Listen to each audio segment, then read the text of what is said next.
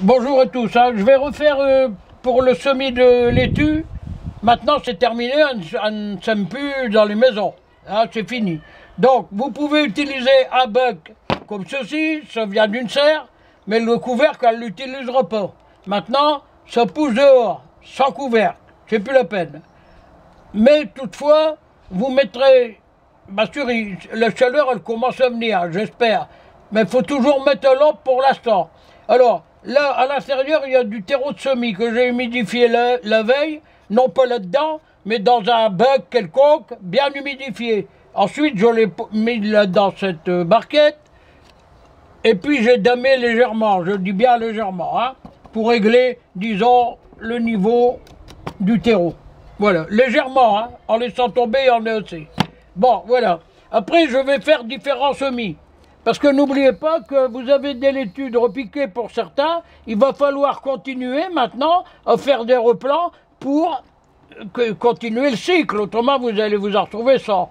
Alors ici, j'ai trois sortes, Opia, Rigoletto, Novapia, enfin peu importe. Ah oui, au sujet de la Novapia, c'est le même que l'Opia, mais celle-ci est encore un peu plus grosse. Et elle convient pour les températures pour juillet. Donc si on commence maintenant, elle prendra le soleil de juillet, hein, et puis bah, vous aurez des salades qui auront des difficultés à monter, mais qui monteront de toute façon en graines. Hein, ça, on ne peut pas l'éviter. Alors voilà, le terreau de semis, la veille, hein, que j'ai bien dit. Ensuite, je fais une empreinte. Ah ouais, d'accord. J'ai trois semis à faire, je mets trois séparations. Vous allez me dire, bon, bah oui, comme ça, on est certain de ne pas prendre telle graine d'un autre, là et là et là. Voilà. D'accord? Alors, maintenant, je vais faire des empreintes.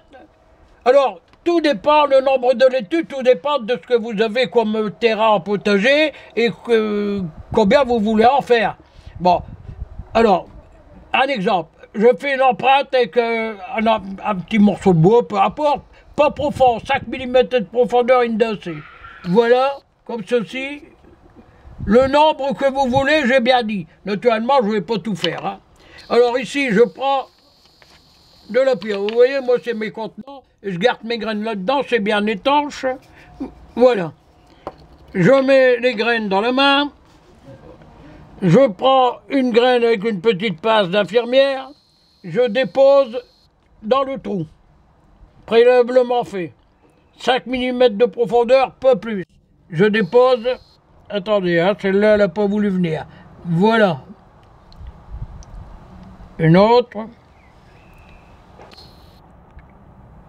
Ainsi de suite. Voilà.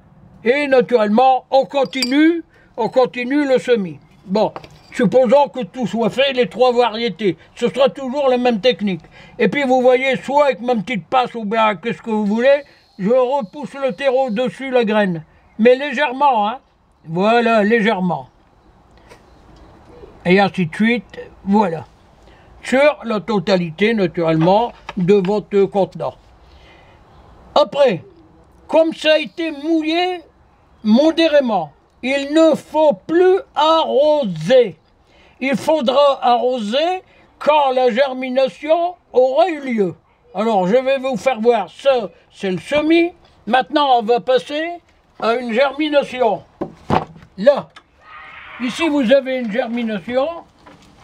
Donc, par exemple, là, c'est de la pierre, Rigoletto, merveille des quatre saisons. Vous voyez, c'est un autre semis, mais c'est pour vous faire voir. Ça va pousser comme ça. Vous voyez, ici, c'est bien de l'ombre. C'est à la cour. Il n'y a pas de couverture dessus. Celle-là pousse moins vite que celle-ci. C'est rien, ça. On a le temps.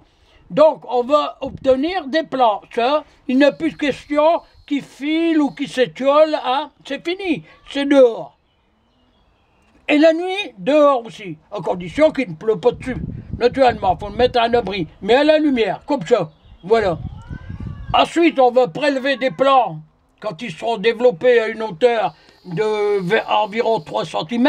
Et puis, on prend un contenant, peu importe lequel, avec du terreau horticole dedans, terreau horticole là-dedans, bien mouillé, l'eau, c'est dans le bac qu'on le met ici, et l'eau monte par capillarité.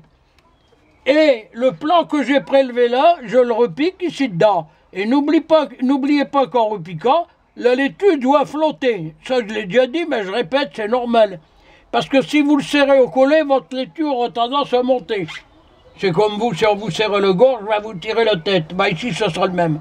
Bon, d'accord? Et puis on attend que l'enracinement soit fait, c'est-à-dire on va s'apercevoir à travers ça qu'il y a des radicelles. Ici, vous allez me dire, et là, comment on fait? Bah là, ce contenant, je l'ai trouvé, donc les radicelles vont arriver là. Là, naturellement, il n'est pas question, c'est encore petit. Et comme ça, vous avez au fur et à mesure des plans à repiquer.